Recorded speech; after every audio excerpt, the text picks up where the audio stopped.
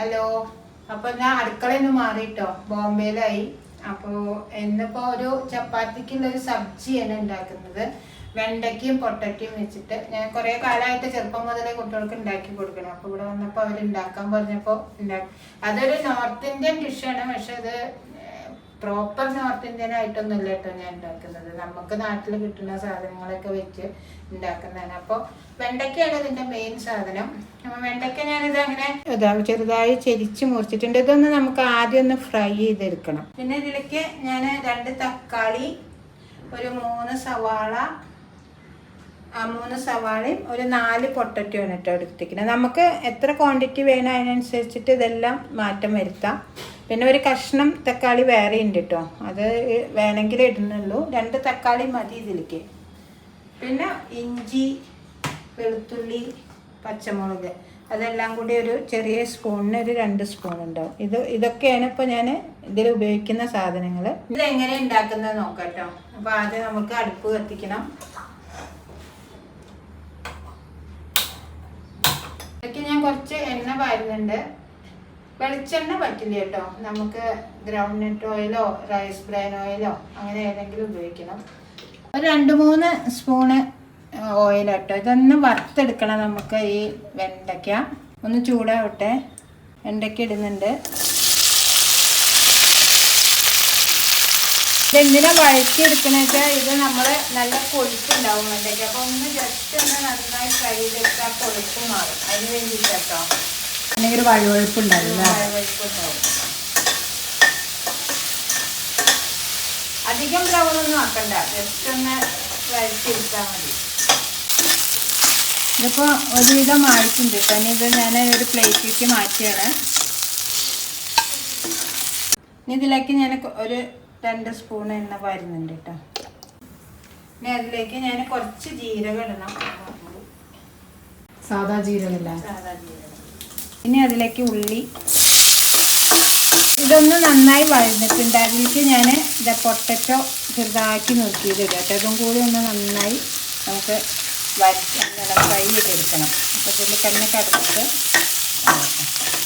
ഇതിലേക്ക് ഞാനിതാ വെളുത്തുള്ളി, ഇഞ്ചി, പച്ചമുളകൊക്കെ അരിഞ്ഞത് ഇടുന്നുണ്ട് കേട്ടോ. ഇത് സ്കൂളിലേക്കൊക്കെ കുട്ടികൾക്ക് കൊടുത്തേക്കാൻ പറ്റില്ല, ചപ്പാത്തിയുടെ കൂടെ. ഇങ്ങനെ ഡ്രൈ ആയിട്ടാണ്. അപ്പം നമുക്ക് അങ്ങനെ വെള്ളം അങ്ങനെ കൊടുത്തേക്കുമ്പോഴേ ഇങ്ങനെ നമുക്ക് വെള്ളമൊന്നും പോകില്ലല്ലോ പുറത്തേക്ക്. പിന്നെ ദാലിന്റെ കൂടെ, ദാല് ഇത് സൈഡ് സാധാരണ അങ്ങനെ ഉണ്ടാക്കാറ്. ദാല് ഉണ്ടാക്കും, അതിന്റെ കൂടെ സൈഡായിട്ട് നമ്മുടെ നോർത്ത് ഇന്ത്യൻ അവരൊക്കെ ഉണ്ടാക്കുന്ന അതേമാതിരി തന്നെ. അതായത് ഒരു വെള്ളം പോലത്തെ ഒരു ഡ്രൈ സബ്ജി, നല്ല ടേസ്റ്റ് അത്. ഇതിപ്പോ ദാല് ഉണ്ടാക്കുന്നില്ല കേട്ടോ. കേരളത്തിലെ ന്യൂസൊക്കെ കേൾക്കുമ്പോഴേ ഭയങ്കര വിഷമം തോന്നുകയാണ്. ഭയങ്കര കഷ്ടമായി പോയി. നമ്മൾ വിചാരിക്കും നമ്മളാണ് ഏറ്റവും വലിയ ആൾക്കാരെന്ന്. പക്ഷെ അല്ല, പ്രകൃതിയാണ് നമ്മളെ നമുക്കൊന്നും ചെയ്യാൻ പറ്റില്ല. പ്രകൃതി ഇതാക്കി തന്നെ വെള്ളമായാലും അതെ, തീയായാലും അതെ, കാറ്റായാലും അതെ. അപ്പോൾ ഇവിടെ ഇരിക്കുമ്പോൾ ഒരു ടെൻഷനാണ് കേട്ടോ. എന്താ കാറ്റൊക്കെ ഉണ്ടെന്ന് പറയുന്നുണ്ട്. അവിടെ മരങ്ങളൊക്കെ ഉള്ളതുകൊണ്ടേ ഒരു പേടി. നമ്മുടെ ഏരിയയിലേക്ക് പിന്നെ വീട്ടിൽ വെള്ളം കയറില്ല. ഞങ്ങളവിടെ വെള്ളം കയറില്ല. പക്ഷെ ഞങ്ങളെ അവിടെ സ്ഥലത്തൊക്കെ വെള്ളം കയറിയിട്ടുണ്ട്. അന്നത്തെ 2018 ശേഷമാണ് ഇപ്രാവശ്യം വെള്ളം കയറിയത് കേട്ടോ. പട്ടാമ്പി പാലൊക്കെ മുങ്ങി നിർത്തിവെച്ചു. പിന്നെ നമ്മുടെ അവിടെ ഉള്ള റോഡ് ഗതാഗതം റോഡൊക്കെ ആകെ മോശമായി കിടക്കുകയാണ് വെള്ളത്തില്. അപ്പൊ അതൊക്കെ കേൾക്കുമ്പോ ഒരു ഭയങ്കര അതാണ് ഇപ്പൊ സത്യം പറഞ്ഞ. ഇവര് പെട്ടെന്ന് ഇവിടെ എത്തും ചെയ്തു. കഴിഞ്ഞ പ്രാവശ്യം എന്ന് പറഞ്ഞാൽ നമ്മള് ഗീതുവിന്റെ അവിടെ ആയിരുന്നു. തൃശ്ശൂർക്ക് പോയത് അവരെ കാണാൻ. പക്ഷെ അവിടെ പെട്ടുപോയി, തിരിച്ചു വരാൻ പറ്റിയില്ല. 10 ദിവസം അവിടെ പെട്ടു. ഇതേപോലെ ഒന്ന് കാണാൻ പോയത്. അന്ന് അവള് നമ്മള് ഈ സമയത്ത് യാത്ര ചെയ്യരുത് പറയണത്. മഴയൊക്കെ ഉണ്ടെങ്കിൽ മാക്സിമം വീട്ടിലിരിക്കുക. അത്രേ പറ്റുള്ളൂ. അല്ല, മേഖല ഇന്നത്തും കാര്യമല്ല, ഉരുൾപൊട്ട്. അതെ, എന്താ ചെയ്യാ. കേൾക്കുമ്പോ ഭയങ്കര വിഷമം. ഇതൊരു വിധം ആയിട്ടുണ്ട് കേട്ടോ. ഇനി ഇതിലേക്ക് നമുക്ക് മസാലകളൊക്കെ ഇട്ട് കൊടുക്കണം. കുറച്ച് മുളക് പൊടി, ഇത് നല്ല എരിവുള്ള മുളക് കേട്ടോ, കുറച്ച് ഇട്ടിട്ടുള്ളൂ. പിന്നെ മഞ്ഞൾപ്പൊടി, ഉപ്പൊടി ഒരു 2 സ്പൂണ്,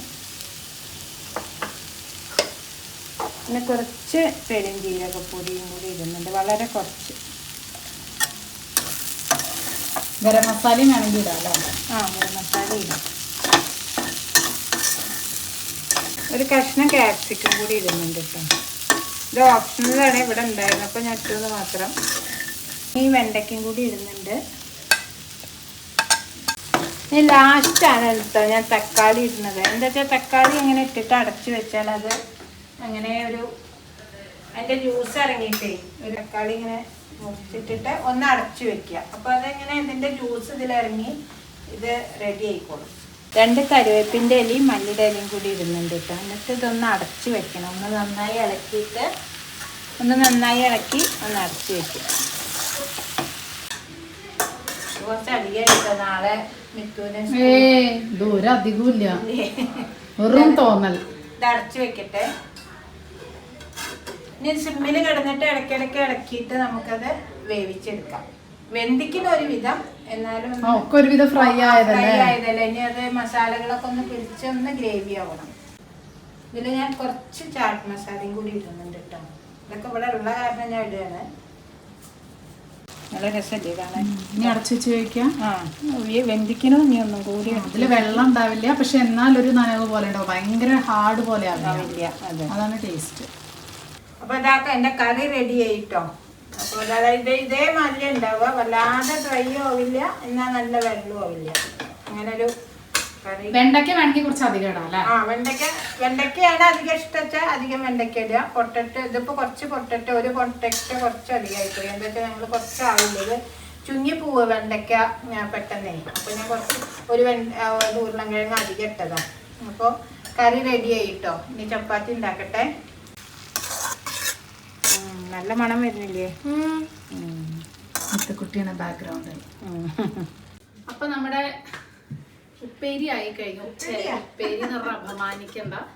സബ്ജി, നമ്മുടെ ചപ്പാത്തി ആൻഡ് വെണ്ടയ്ക്ക. ഇതിന്റെ കൂടെ നമ്മള് ചപ്പാത്തിയും കൂടെ ഉണ്ടാക്കുകയാണ്. ഇതല്ലാതെ അമ്മ വേറെ തരത്തിൽ ഉണ്ടാക്കില്ല, അതും നല്ല ടേസ്റ്റാ. അങ്ങനെ വെണ്ടയ്ക്ക നീളത്തില്, അതെനിക്ക് നല്ല ഇഷ്ടാട്ടോ. അതും അടിപൊളി ടേസ്റ്റ് ആണ്. അപ്പൊ അമ്മയുടെ സ്പെഷ്യൽ ബാജി ഉണ്ടാച്ചാ സൂപ്പർ. നന്നായിണ്ടാ? കൂട്ടാനല്ല, എന്നൊക്കെ അമ്മ പറയണോ? നന്നായിണ്ടാ?